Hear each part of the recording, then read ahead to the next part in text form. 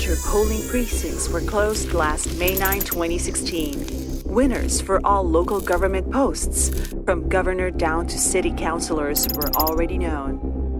By the morning of May 10, presidential candidates took turns announcing publicly that they conceded the race to the unofficial winner.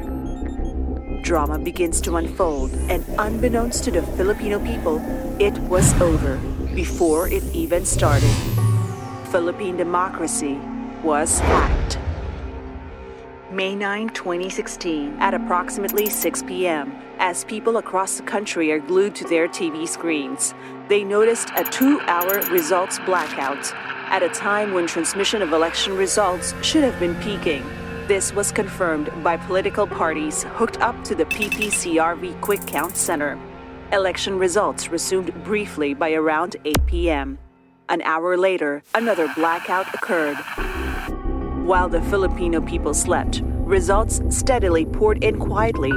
By the morning of May 10, 2016, supporters of VP candidate Bongbong Marcos decried what would seem a foul setting that happened that evening. After the series of blackouts, his almost 1 million lead was obliterated, ending in a mere 250,000 difference between him and Leni Robredo. The results differed significantly from surveys conducted leading to the race and exit polls. Some observers outside the Marcos camp would note that the trend twisted after these blackouts. The election results the Filipino people were seeing in TV and hearing in radio that fateful day actually came from a computer dubbed the Transparency Server.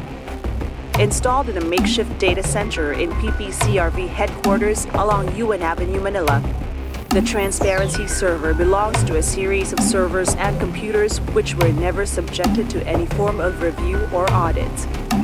This contravenes express provisions of RA 9369, otherwise known as the Automated Election Law. No one really knows how the server works, save for only two parties, the Comelec and Smartmatic. Smartmatic is the only vendor of Comelec that configures, supplies, and maintains all vital components of the AES. Away from the bustle and prying eyes of the usual election conundrum, and well hidden from the scrutiny of the public, is a little-known data center owned by IP Converge, located in upscale Bonifacio Global City in Taguig. It housed the Q servers and other top-secret servers that would determine the fate of the nation for the next 6 years. Like the Transparency Server, all computers located here were never subjected to a credible audit. In fact, even the Comelec Information Technology Department would not know how to operate these computers on their own. They were installed and operated exclusively by Smartmatic.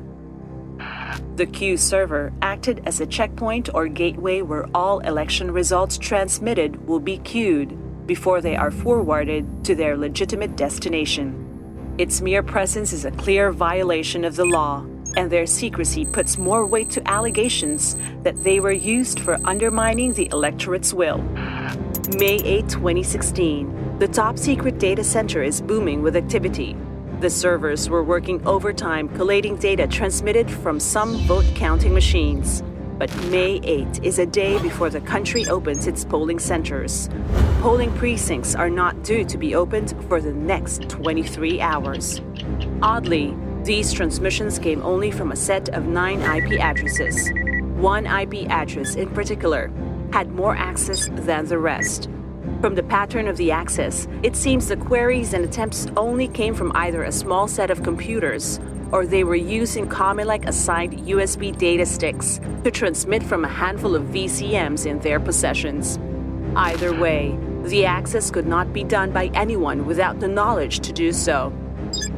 According to Comelec and Smartmatic, the entire election results transmission service is on a private network.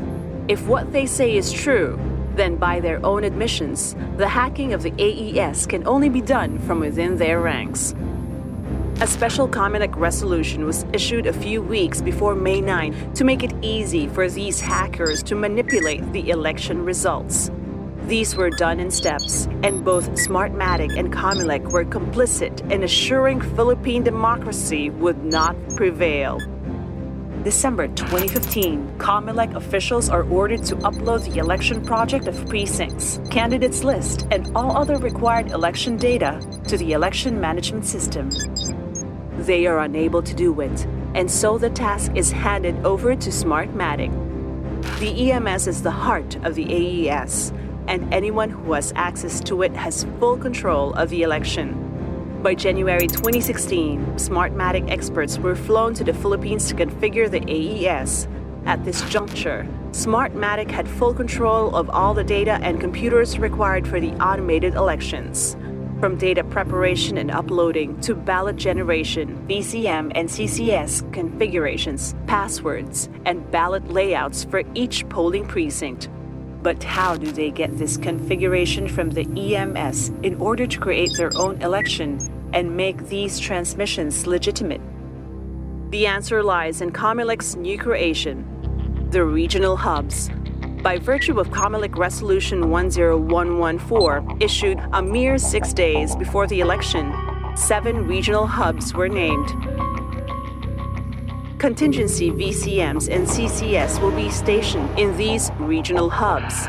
It will be they who will be receiving the configuration files through a secure file transfer protocol or SFTP server, located just a few steps away from the EMS. The regional hubs were authorized to configure contingency VCMs and CCS and swap them with official VCM and CCS come election day. Despite this power granted, no political parties, media, nor poll watchdog were present to witness the activities inside the regional hubs. And since the swapping happens when a VCM malfunctions, then the swap is deemed legitimate. Cheating is seamless. There are traces of a dark history between Smartmatic and COMELEC, one that involves a tapestry of unsettling and motivated events. In the country's automated election history, Smartmatic failed to get the Technical Evaluation Committee certification within 90 days prior to the election. Yet the issue was shrugged off by COMELEC. The international certification entity, SLI, tasked by COMELEC to audit the Smartmatic AES, gave an explicit comment that the rest of infrastructure should also be audited and reviewed. But these were placed as a footnote and were ignored by COMELEC altogether. As a result, while the EMS, CCS, VCMs underwent a public source code review, all other components, including the central servers, the transparency server, Q servers, and the entire election results transmission service were not subjected to a source code review nor infrastructure audit. It is the hacker's job to infiltrate, plan a virus to cripple the system, and proceed with their plans undetected. Clearly, Philippine democracy was hacked, our choice taken away. But now that we know, what will we do to take it back?